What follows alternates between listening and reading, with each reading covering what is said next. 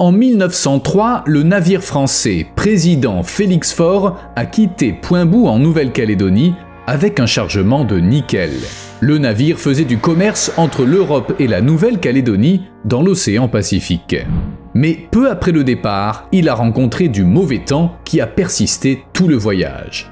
Le 13 mars, le temps a encore empiré. D'abord, le bateau a navigué dans un brouillard épais, puis un vent fort l'a frappé, le déviant de sa route jusqu'à ce qu'il heurte une falaise de 240 mètres de haut. Après une telle collision, l'équipage a dû mettre à la mer le canot de sauvetage et accoster. Il n'avait pas d'autre choix. Le navire avait été brisé en morceaux et toutes les provisions et affaires avaient sombré. Les survivants ont passé 60 jours sur une terre inconnue avant leur sauvetage. Pendant ces 60 jours, ils ont survécu en mangeant les oiseaux de l'île. Cependant, il n'y a pas que des humains qui ont débarqué sur l'île. En même temps, sont arrivés des souris, ce qui en soi n'avait rien de surprenant. Rats et souris, au milieu des 19e et 20e siècles, faisaient partie du quotidien en mer. Ces rongeurs occupaient tous les navires de l'époque et ils débarquaient là où les bateaux accostaient.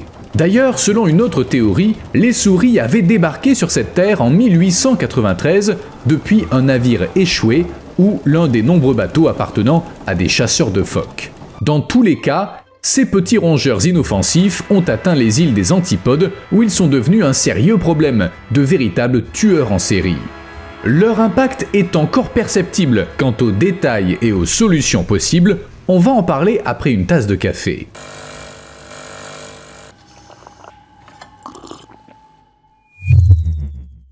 Voici un rappel discret de faire un petit quelque chose sous la vidéo.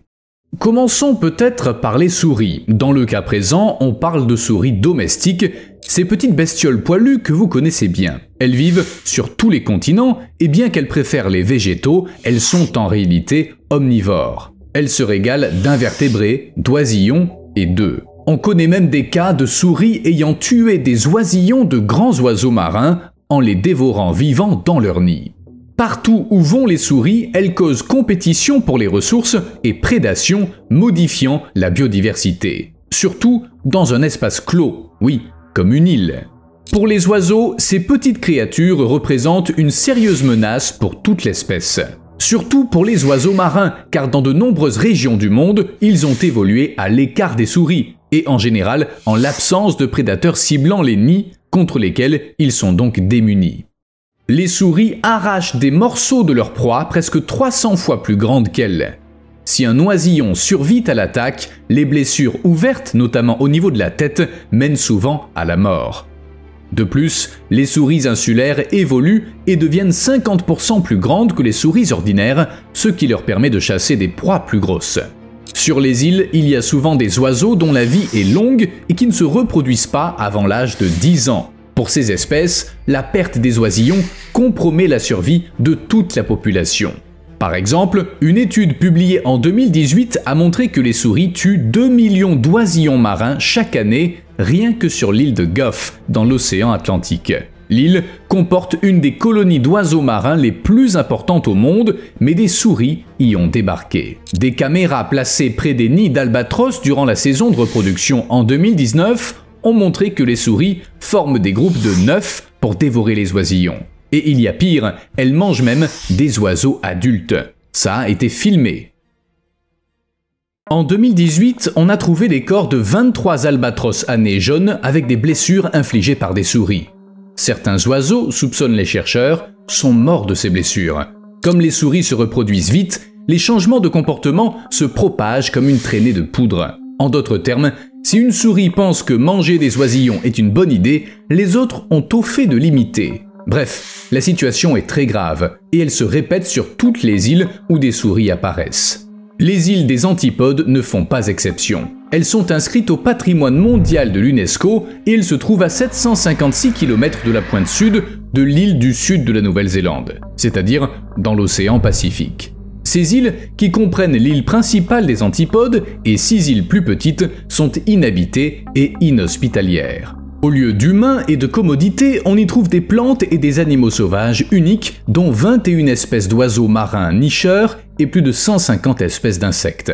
En fait, 17% de ces espèces sont endémiques des antipodes. Et c'est là, dans ce paradis, que les souris sont arrivées. Après quoi, elles se sont reproduites à un rythme alarmant. Un jour, leur population a même atteint 200 000 individus. Elles ont ainsi réussi à éliminer 3 taxons d'insectes des îles des antipodes. On ignore si elles ont aussi attaqué les oiseaux. Les chercheurs n'ont pas trouvé ou pas cherché de signes d'attaque. N'allez pas imaginer que les souris ont soudoyé les chercheurs en échange de leur silence. Les inquiétudes concernant les oiseaux des îles antipodes sont bien réelles. Elles sont justifiées par ce qui se passe sur l'île de Gough que j'ai déjà mentionné. Les souris ont un impact énorme sur de nombreuses espèces, et plus ces espèces sont uniques, plus les conséquences sont tristes. Cependant, parfois l'influence des rongeurs permet de découvrir des faits historiques inconnus. Cette histoire remonte à 20 ans quand la zoologiste Caroline King et un de ses étudiants ont découvert l'origine des souris invasives de Nouvelle-Zélande par analyse génétique. Ils ont trouvé que les souris de l'île du Nord descendaient de souris européennes embarquées sur les navires de colons britanniques il y a 2 siècles. Rien de bien surprenant là-dedans. Mais quand King et son équipe ont analysé les souris de l'île du Sud, ils ont découvert que ces animaux étaient apparentés à des souris d'Asie du Sud-Est. Des souris courantes en Chine, mais qui n'avaient jamais été trouvées hors d'Asie. Tout ça suggérait que des souris avaient voyagé de Chine vers l'île du Sud dans les années 1800, quand la Nouvelle-Zélande appartenait à la colonie britannique appelée Australie.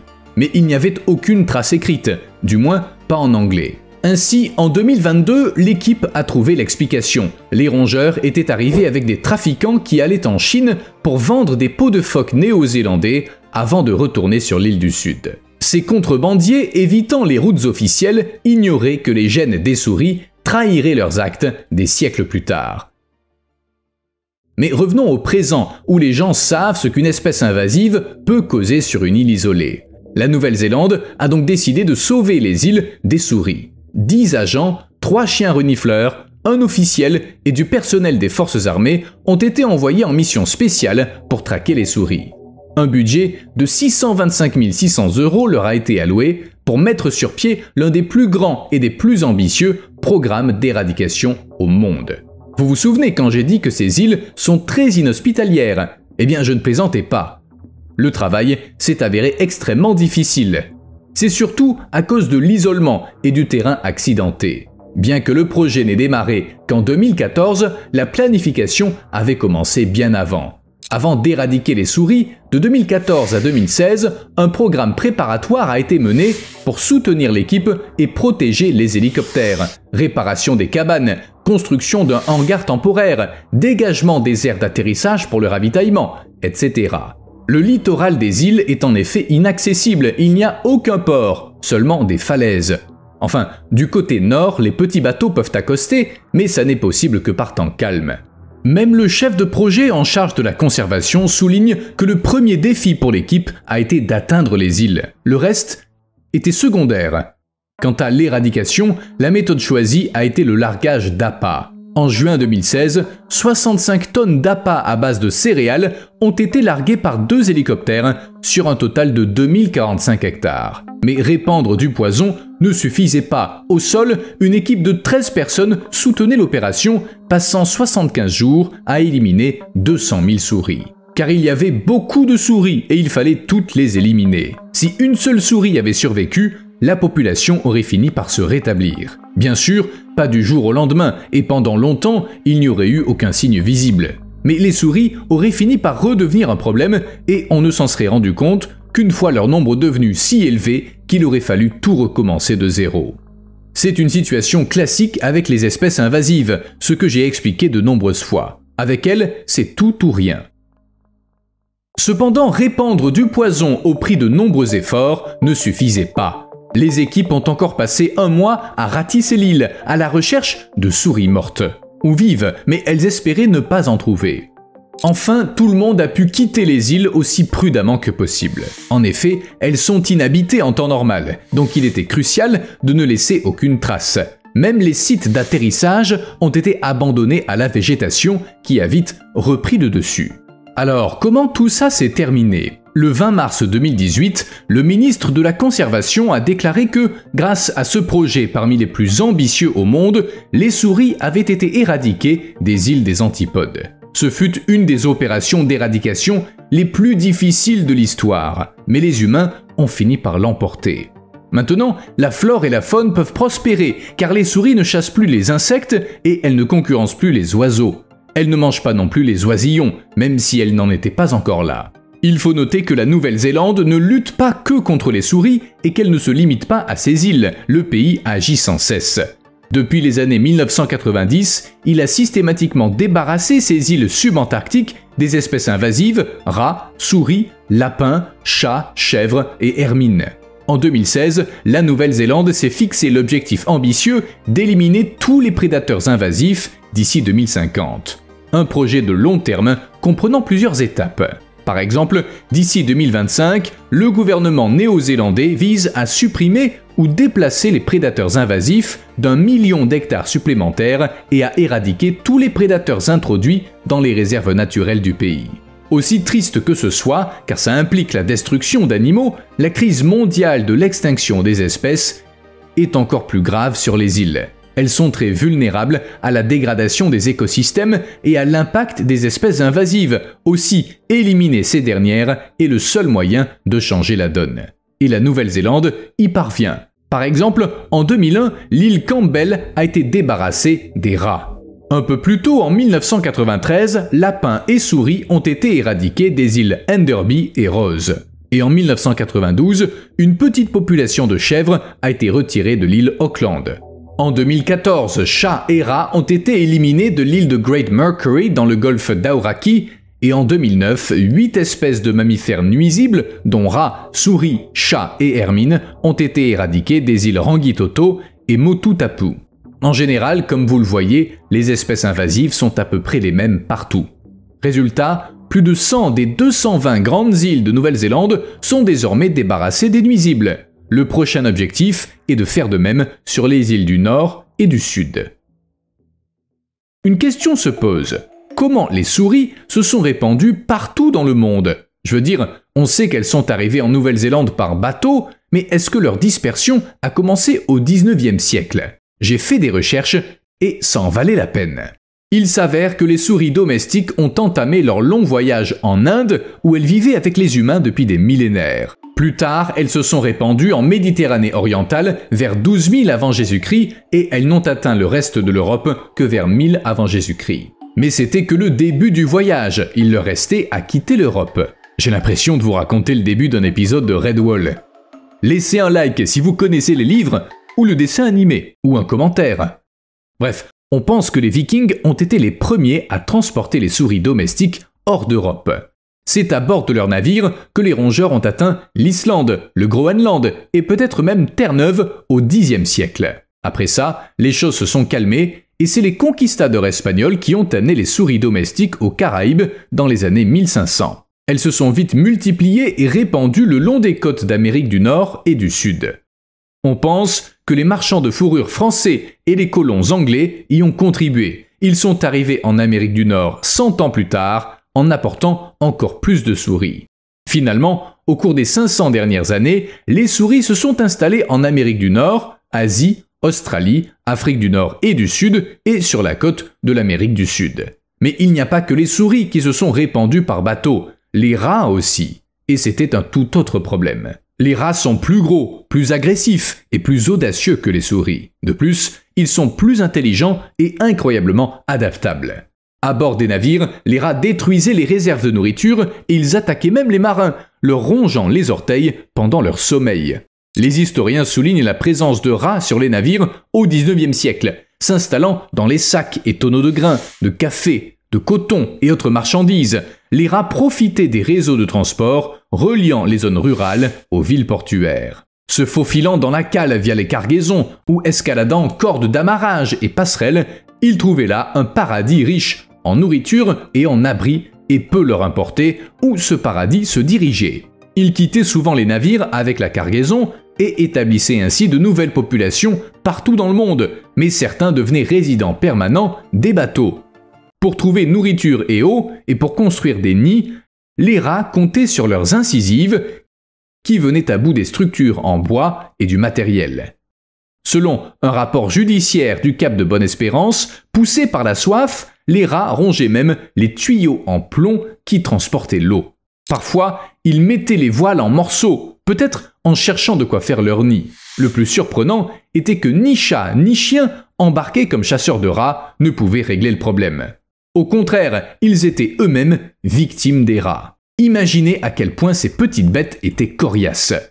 Bien sûr, les humains ont tenté de riposter, enfin, pas immédiatement. Du milieu à la fin du 19e siècle, avec la forte progression du transport maritime mondial et les migrations massives de gens et d'animaux, les rats étaient considérés comme normaux. Oui, on en voyait sur les navires, ils rongeaient tout et ils mordaient les gens, mais ça faisait partie du métier de marin. Puis, entre les années 1890 et 1920, on a commencé à lutter contre les rongeurs en marquant nettement la frontière entre terre et mer. En d'autres termes, on a commencé à prendre des mesures pour empêcher les rats de monter à bord. À l'époque, l'épidémie de peste de Chine frappait et on a vite fait le lien entre les rats et la maladie. Naturellement, personne ne voulait plus voir de rats sur les bateaux. On a fait appel à diverses technologies et stratégies pour stopper les rongeurs et conclu des accords internationaux pour débarrasser les navires et les quais des nuisibles. Par exemple, en libérant des gaz toxiques sur les navires pour désinfecter les marchandises et tuer les rats. Puis, des années 1920 aux années 1950, on a cessé de considérer l'idée de frontière entre terre et mer comme efficace. On a alors développé des stratégies architecturales et spatiales pour empêcher les rats de ronger, manger, boire, nager, grimper à bord des navires, mais aussi de nicher et se déplacer à bord. Par exemple, une méthode développée en Égypte consistait à submerger un navire pendant une demi-heure pour noyer les rats. On fumigeait aussi les navires avec du charbon, du soufre, du mercure ou de la vapeur d'eau en dernier recours. On installait des barrières spéciales sur les cordes, plus tard appelées garde-rats. D'ailleurs, on s'en sert encore aujourd'hui. Ça fonctionne plus ou moins bien. En 1900, les autorités de Sydney et de Melbourne ont imposé l'usage de dispositifs anti-rats, le goudronnage des cordes d'amarrage, le relevage et le goudronnage des passerelles la nuit, l'amarrage des navires à 121 cm des quais et jetés, et autres mesures de protection. Et vous savez quoi? Les rats n'en avaient rien à faire. Ils passaient quand même. Alors, il a fallu trouver autre chose. On a notamment tenté de penser comme les rats pour mieux les combattre. Les espaces intérieurs des navires furent redessinés pour les rendre moins confortables pour les rats. Voici la même pièce avant et après l'implémentation de mesures anti-rats. À gauche, on peut voir le chemin présumé des rats et à droite, de nombreux obstacles ont été ajoutés sur le trajet. Bien que les rats puissent encore pénétrer dans la pièce, ils n'ont plus de cachette et de chemin reliant cette pièce au reste du bateau. Voici un autre exemple. Avant, les rats pouvaient se faufiler par un conduit, atteindre la nourriture, puis continuer à explorer ou s'échapper par le même chemin. Un simple couvercle a mis fin à tout ça. Bien sûr, il n'était pas simple de voir un bateau à travers les yeux d'un rat. Ça demandait des connaissances et de l'imagination, mais finalement, les spécialistes anti-rats ont développé une mesure de contrôle des rongeurs efficace. Cette méthode de prévention s'est avérée plus efficace que le simple empoisonnement. En 1927, on a même rapporté que, contrairement au poison, efficace à 70 ou 80%, les nouvelles mesures donnaient des résultats durables. Au début des années 1930, les navires protégés contre les rats se sont répandus dans le monde, et ainsi, les rongeurs qui naviguaient avec nous depuis des siècles ont enfin été chassés des bateaux. Enfin, presque partout. Mais il y a de quoi se réjouir. La nouvelle du jour, c'est que j'ai passé un test sanguin pour ma thyroïde et un des paramètres était 120 fois supérieur à la normale. Oui, il est temps de corriger ça. Rats contre récifs. C'est surprenant, mais les rats peuvent nuire aux coraux et aux poissons. Mais comment, puisqu'ils sont terrestres? Eh bien, par toute une série d'événements, et une étude récente parue dans Nature l'explique parfaitement. On a vu comment les rongeurs nuisent aux oiseaux, et la grande barrière de corail est particulièrement touchée car le rat noir y est un nuisible depuis plus de 200 ans. Sa tactique est simple, il mange les œufs des oiseaux nicheurs et il chasse leurs oisillons, réduisant les populations d'oiseaux sur les îles qu'il occupe. L'histoire classique. Bon, mais quel rapport avec les récifs coralliens et autres animaux marins?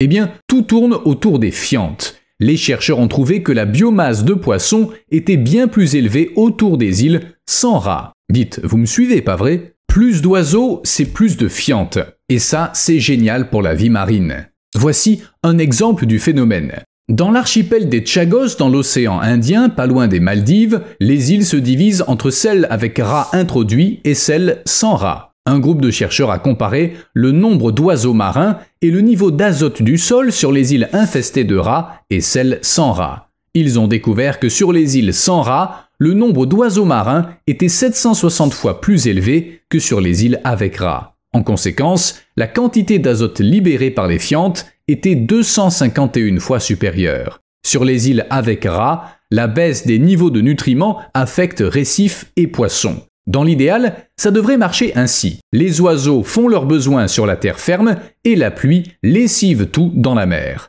Cependant, les rats éliminent les oiseaux et ainsi la mer ne reçoit pas les nutriments nécessaires, avec des conséquences évidentes. Des rats en Alaska.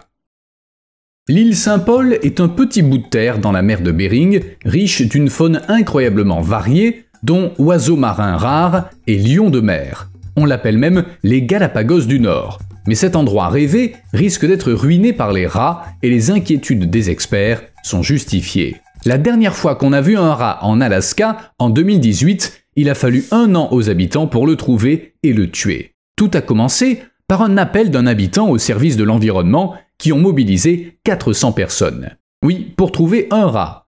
Les gens cherchaient des crottes, des restes de nourriture, ils vérifiaient les recoins avec des lampes, ils posaient des pièges.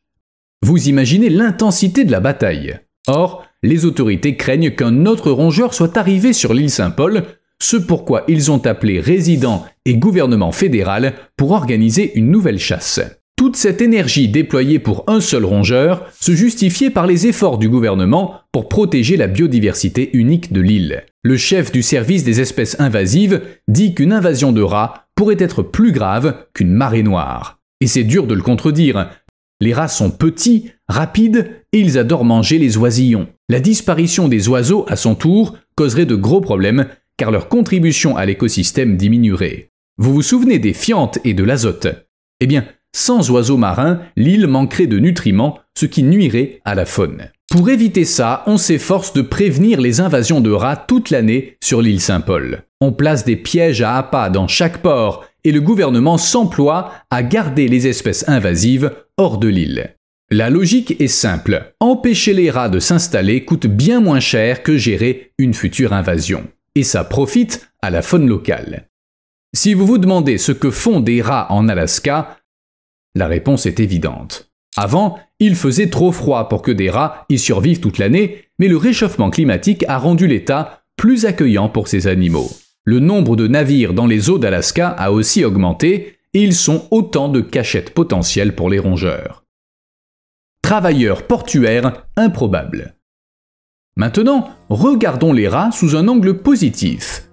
Bien sûr, je ne parle pas des espèces nuisibles, mais des rats géants de Gambie. Les douaniers passent un temps fou à essayer d'empêcher le commerce illégal d'animaux sauvages. Et c'est là que ces rats s'avèrent utiles. Kate Webb, chercheuse à l'université Duke, a dressé de tels rats dont elle dit qu'ils ont un excellent odorat et qu'ils peuvent détecter une large gamme d'odeurs. Son équipe a dressé 8 rats parmi un groupe de 11 à repérer les écailles de pangolin, l'ivoire et même les cornes de rhinocéros. Pour choisir les espèces à détecter, les chercheurs ont suivi certains critères. En particulier, il ne s'agit que d'espèces ciblées par le commerce illégal, surtout en provenance d'Afrique de l'Est. Selon les chercheurs, les rats sont très efficaces, davantage que les chiens. Les rats géants sont peu coûteux et ils peuvent vivre jusqu'à 11 ans, bien plus que les autres espèces de rats. Leur poids plume permet de leur faire atteindre des endroits en hauteur, afin par exemple d'accéder au système de ventilation des conteneurs pour rechercher des animaux sauvages. Les chercheurs disent aussi que les méthodes actuelles de contrôle sont lentes, tandis que les rats offrent une alternative abordable et efficace. Globalement, c'est la solution idéale pour les douaniers. De plus, ces rats sont plutôt mignons. Vous me devez un like. À plus.